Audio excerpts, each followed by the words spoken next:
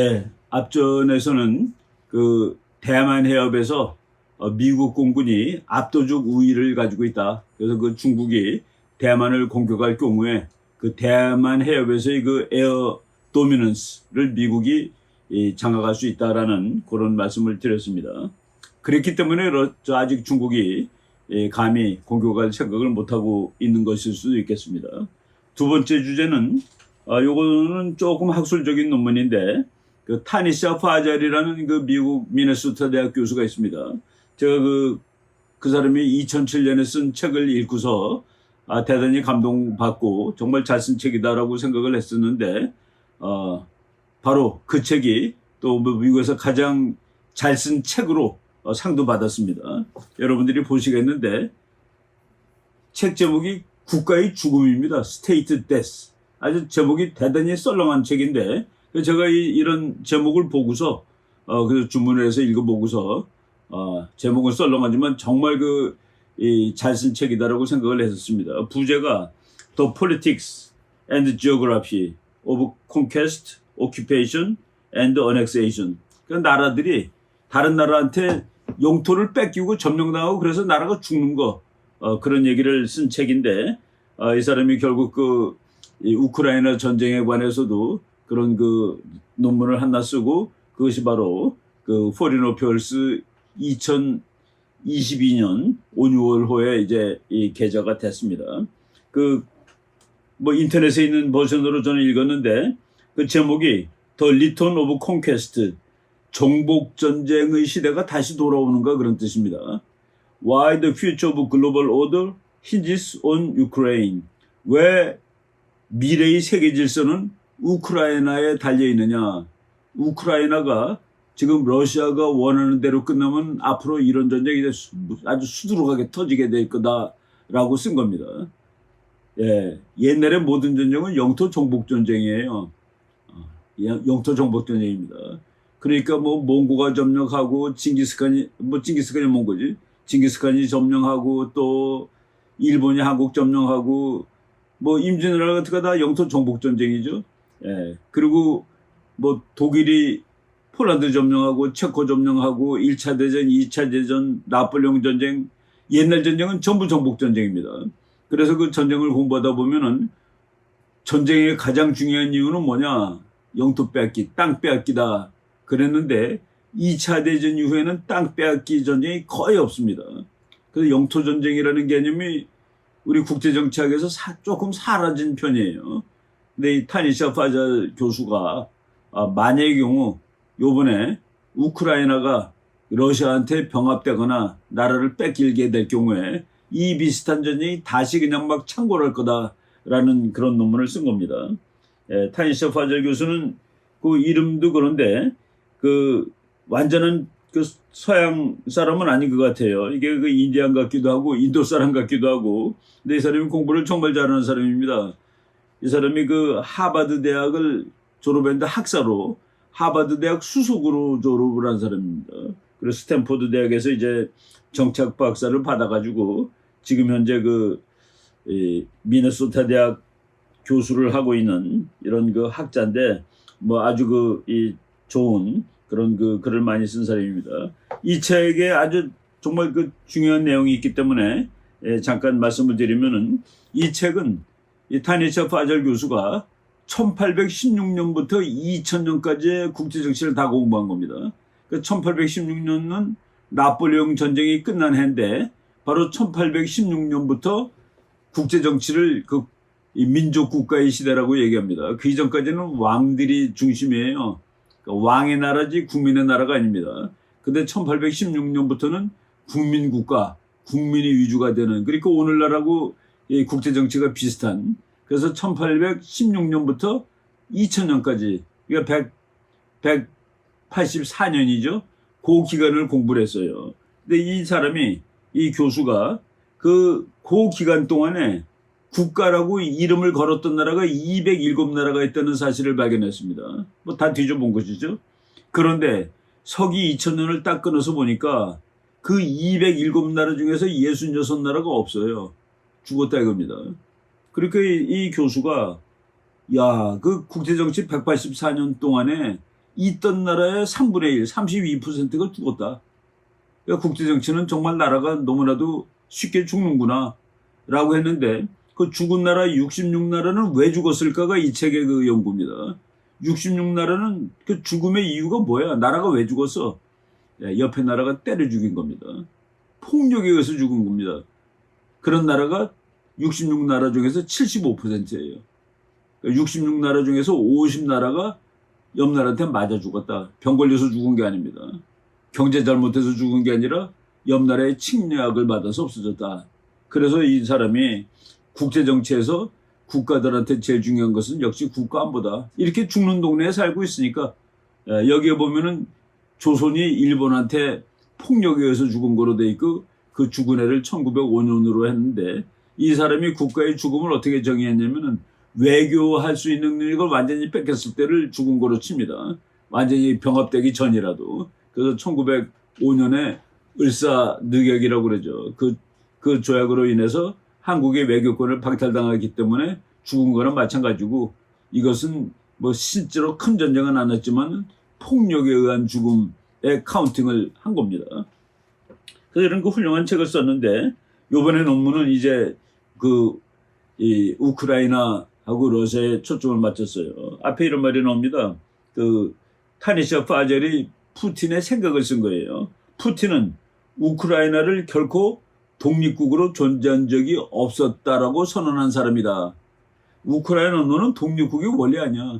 근데 우크라이나는 사실 그 수백 년 역사에서 독립국인 것은 1990년부터 지금까지입니다. 그러니까 독립국의 역사가 30년밖에 안 되는 나라예요. 러시아입니다. 사실은 오랫동안 러시아에 있었고 러시아에 속하고 뭐 스탈린 뭐 이런 사람들 그 소련의 유명한 정치가들이 우크라이나 출신이 맞죠. 그래서 소련의 한 부분이었습니다. 구소련 연방인 우크라이나는 국가가 아니다라고까지 푸틴이 얘기했습니다. 현대 우크라이나는 완벽하게 러시아에 의해서 만들어진 나라다. 그러니까 푸틴은 이것을 공격해놓고 내가 정복전쟁을 했다라는 생각조차 안 하고 있는 거예요. 그러니까 황당한 이거 원래 내 거야. 그럼 너는 원래 나라가 아니야. 라는 그런 입장을 가지고 있는 것이죠. 그런데 이 전쟁이 그 성격상으로 보면 대단히 시대착오적인 일입니다. 왜냐하면 2차 대전 이후에는 영토를 정복하는 전쟁은 적어도 안 났습니다. 거의 없어요. 있기는 있는데 아주 없다. 그래서 이 타니샤 파젤이 이 전쟁이 쇼킹한 이유는 너무나도 시대착오적이다. 없던 일이 일어났다. 구시대 그리고 냉전 시대 때 기껏 있어 보면은 월남전 정도가 이제 그거였죠. 그리고 가장 최근에는 이라크의 후세인이 쿠웨이트를 점령해 버렸습니다. 그 점령했을 때 미국 부시 대통령, 아버지 부시 대통령이 수십 개국 연합국 데리고 들어가서 그냥 한 달에 다 다시 그 나라를 뺏었죠. 예. 그래서 국경은 대체적으로 신성 불가침한 것으로 인식되었다. 여러분 그거는 말이죠. 우리나라가 어느 나라 이제 그 국경선 들어갈 때 그 기분이 묘합니다. 아, 내가 이렇게 국경을 넘는구나 이런 생각이 들죠. 아마 공항 같은 데서도 그렇고 이제 외국에서 뭐 미국에서 멕시코로 갈 때도 그런 느낌이 날 겁니다. 줄 하나로 나라가 다르다. 그래서 그 줄을 대단히 존경해요. 이 줄은 신성한 거야. 그런데 이 국경선이 신성하다는 개념이 확립된 것은 사실은 2차 대전 이후의 일이었다라고 이 타니샤 파젤 교수는 얘기합니다. 그런데 그것을 러시아가 왕창 무시해버렸다. 그래서 이 러시아가 원하는 대로 이 게임이 끝나면은 옛날에는 이것이 다반사였는데 전쟁은 그것 때문에 했는데 그래도 용케 지난 몇십 년 동안 이제 국경은 신성한 것이야. 그래가지고 어떤 그 약한 짐바브웨 대통령은 국경 지킬 생각을 안 했습니다. 왜? 이건 신성한 거니까 다른 나라들이 다 존경해가지고 건드리지 않을 거야. 그래서 군사력이 없는데도 국경이 뭐 얻어 터지고 그러는 경우는 그렇게 최근에는 없었습니다. 예. 물론 영토 주권 개념은 결코 완벽한 것은 아니었다. 그러나 적어도 국가들은 2차 대전 이후에 그 국경선을 준수하려고 노력하는 것처럼 행동했다. 예. 과거에는 전쟁의 뭐 90%가 영토 때문에 나는 것이죠. 그런데 이제는 영토 때문에 전쟁은 적어도 하지 않는다. 그러나 이번에 러시아의 우크라이나 공격으로 영토 정복을 반대한다는 규범은 2차 대전 이후 가장 노골적인 방식으로 도전당하고 있다. 그러니까 2차 대전 이후에 간신히 규범을 만든 거예요. 사실 뭐 강한 나라가 조그만 나라 그냥 쳐들어가는 거는 지금도 못할 일은 아니지만은 그거는 나쁜 일이야라고 해갖고 센 놈이 약한 놈을 건드리면 안 된다라는 규범이 생긴 겁니다. 근데 그거를 지금 러시아가 그냥 완전히 무시하고 있다. 만약 세계가 러시아의 우크라이나 정복을 방관한다면 국가들은 국경에 대한 도발을 더욱 쉽게 하게 될 것이며, 그러니까 좀 센 나라는 옆에 있는 약한 나라 국경을 아무 때나 유린할 수 있는 그런 그 사례가 되는 겁니다. 전쟁이 빈발하게 될 것이다. 그리고 과거의 제국이 다시 발흥하게 될 것이고 더 많은 국가들이 죽을 위기에 처하게 될 것이다. 약한 나라들 옆에 있는 센 나라한테 그냥 땅 다 뺏기고 죽을 가능성이 있는 것이죠. 네. 세계는 다행스럽게도 지금 전 세계가 러시아를 규탄하죠. 그게 바로 규범을 깼다는 그런 얘기입니다. 야, 그래도 이 국경은 신성한 거 아니야? 근데 이거를 건드리면 어떡하니? 우리가 국경 넘을 때는 전부 다 비자 보여주고 뭐 여권 보여주고 그러죠. 그게 신성하기 때문에 그렇습니다. 근데 세계 전체가 러시아를 규탄하고 있다. 그래서 뭐 러시아를 제재하고 뭐 국제사법재판소 등등을 통해서 러시아의 무지막지한 도발을 응징하고 있고 응징해야 한다라고 이제 썼습니다. 예. 국제법의 기초적인 원리, 이 사람이 이제 Territorial Integrity of State, 국가의 영토적인 그 정체성, 이거는 신성한 겁니다.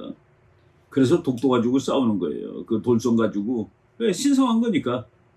그런데 그거를 누가 와서 힘센 놈이 그냥 뺏어간다?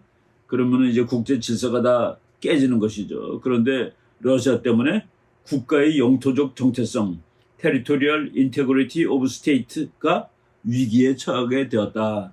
그래서 이것을 국가들이 어떻게 잘 막아야 된다는 그런 얘기입니다.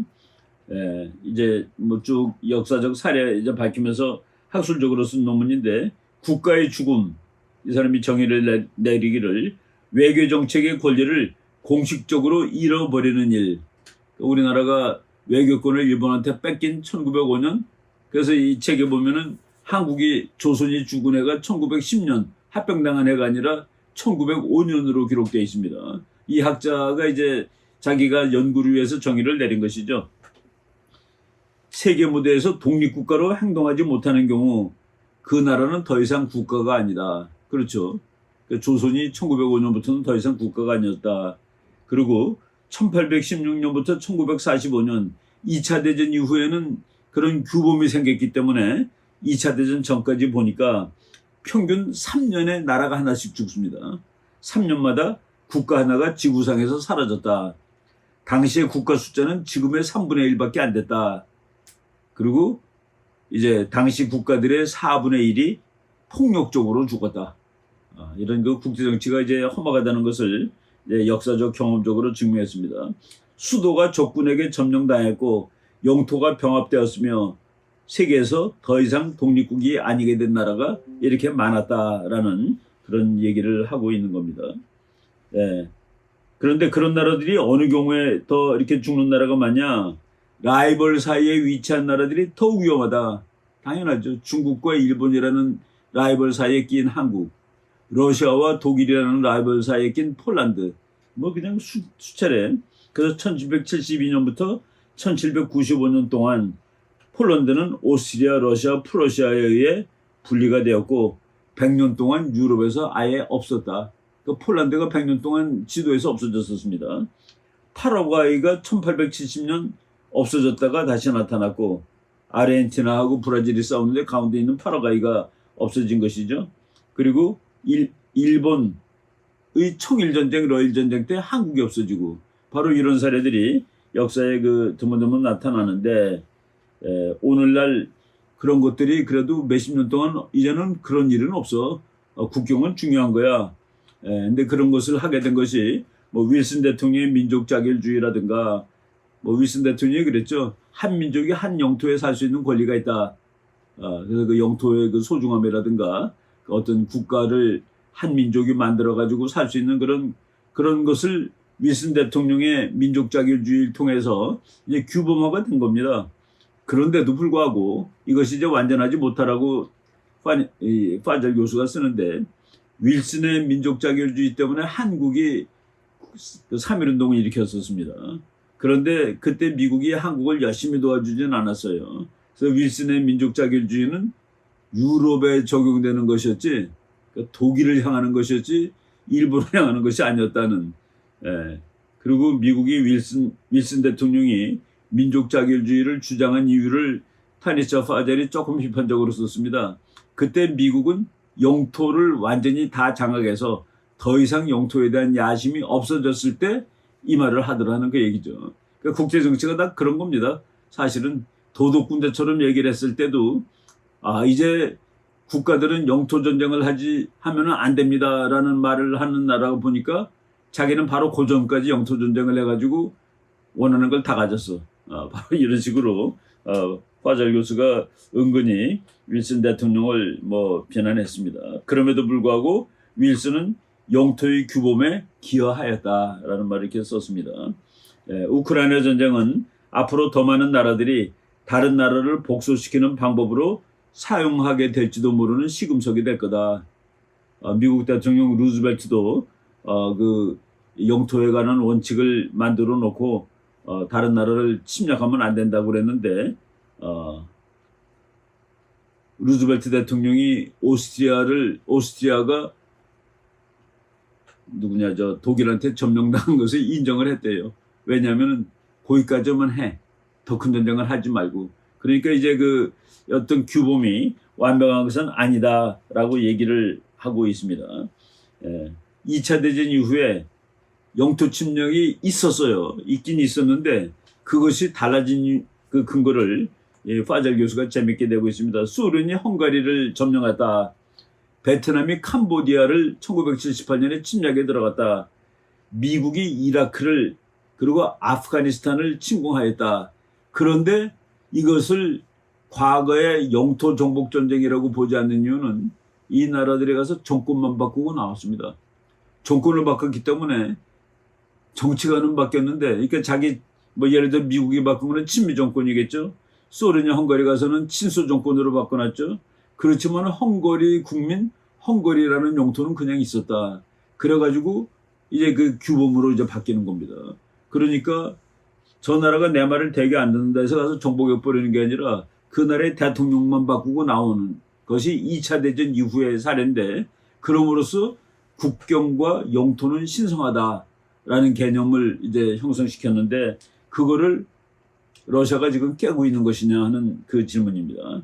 그래서 규범, 이 사람은 규범이란 말을 쓰는데 국제정치에도 규범이 있죠. 이거는 도저히 강대국이 이런 일을 하는 건 너무나도 쑥스러운 일이야. 그래서 안 하는 경우도 있습니다.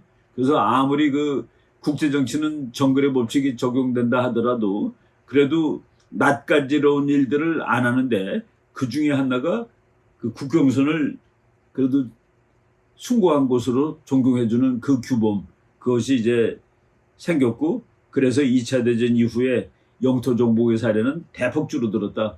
정말 화가 나면 가서 그 나라 대통령을 바꾸고 정부를 바꿔놓지만은 영토를 뺏고 그런 것은 없었다라고 얘기를 하고, 그런 것들이 형성된 과정을 유나이티드 네이션스도 있고, 그리고 리그 오브 네이션스도 있고, 그리고 켈로그 브리안 팩트 이런 것들, 이런 그 역사적인 사례를 이제 요 논문에서 설명을 하고 있습니다.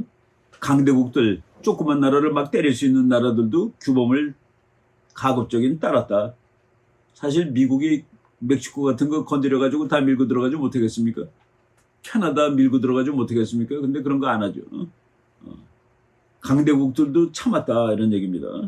인도적인 이유도 있고, 전략적인 이유도 있고, 또 영토 야망이 없기도 했고, 영토 야망이 없어진 그런 이유는 지금 세계화 시대가 됐기 때문에 다른 나라에서 좋은 물건이라면 가서 뺏지 않고 사면 됩니다. 그래서 여러 가지 요인 때문에 국경이라는 그 국경의 신성성이 규범화되었다. 그런데 그놈의 규범이 지금 깨지는 거 아니야? 이거 어떻게 되는 거야? 라고 이제 쭉 이 설명을 하고 있습니다. 그 레짐 체인지가 국정정보관은 대신으로 사용됐었다. 세계화 때문에 영토 정복의 필요성이 낮아졌다. 그래서 국경은 안정화되었다. 그래서 국가들도 안정적으로. 그래서 많은 사람들이 국가들은 안 죽어. 사람은 죽지만 국가는 안 죽어. 라고 생각하고 있었는데, 이 타니처 파일 교수는 역사적으로 국가가 많이 죽었고, 그리고 2차 대전 이후에는 비교적 안 죽었는데, 그 사례가 지금 망가지고 있는 거 아닌가 하는 그런 걱정을 하고 있습니다. 푸틴의 행동은 국경을 완전히 무시한 행동이다. 다행스러운 것은 그것이 규범화되어 있기 때문에 전 세계적인 비난을 받고 있기는 하다. 그것은 다행스러운 일이지만은 푸틴의 생각은 젤렌스키만 쫓아내는 거로 끝날 수도 있어요. 그거로 끝나면은 그 젤렌스키 대통령을 쫓아내고 친러 정권을 수립하면은 그러면은 그나마 그래도 규범이 유지되었다고 얘기할 수 있는데 그거를 넘는 것 같다라고 보고 있는 것 같습니다. 푸틴은 젤렌스키 쫓아내는 거가 아니라 가서 영토를 뺏는 거. 다 뺏지 못하면 지금 점령한 영토라도 뺏는 거 그거 같아요. 예. 그래도 다 뺏는 것보다는 일부만 점령하는 것도 다행 아니겠느냐. 규범을 완전히 통째로 거부하는 것은 아니니까. 그럼에도 불구하고 그것도 곤란한 일은 이제까지 몇십 년 동안 그런 것이 없었는데 땅을 일부 뺏으면은 약한 나라 땅 일부 뺏을 수 있는 것이죠. 중국이 대만 건드릴 수도 있고 그러기 위해서는 막강한 힘으로 막아야 되는데 쿠웨이트가 공격당했을 때는 미국이 전 세계 연합군을 조직해서 가서 뺏어버렸죠. 전쟁해가지고 쿠웨이트의 경우에. 근데 이번에 우크라이나의 경우에는 그냥 무기만 대주고 말만 하고 가만히 있죠. 그게 이제 참 결국은 국제정치는 현실이고 현실주의는 이익을 따지는 겁니다. 이익을 보니까 쿠웨이트가 이라크에서 점령당하는 거는 미국 가서 싸워야 될 일이고 그리고 우크라이나가 러시아한테 땅 뺏기는 거는 미국이 직접 가서 싸울 일은 아니다는 그런 국제정치의 냉혹함을 보고 있습니다. 푸틴의 우크라이나 인식은 푸틴의 야망이 지금 현재보다 훨씬 더 크다는 사실을 암시한다.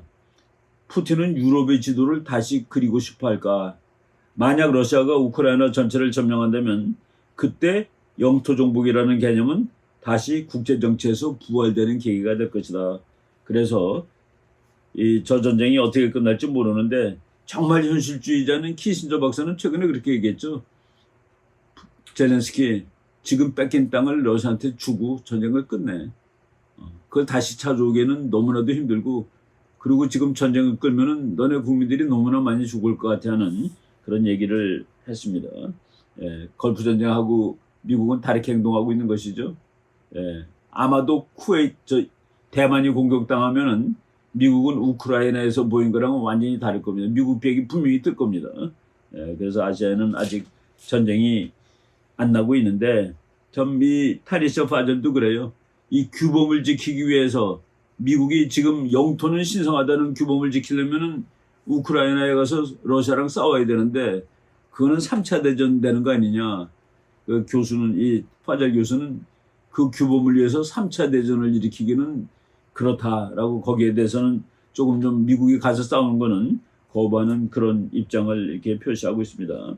이 논문 이게 인터넷에 다 있기 때문에 여러분 한번 읽어보고 싶은 분은 들어가서 읽으실 수 있을 겁니다. 상당히 그 영토 문제에 대해서 이렇게 그 정리를 잘한 그런 논문이라고 생각해서 우리가 다 소개하기에는 시간이 좀 길지만은 그래서 그 핵심적인 내용만 오늘 좀 소개를 드렸습니다.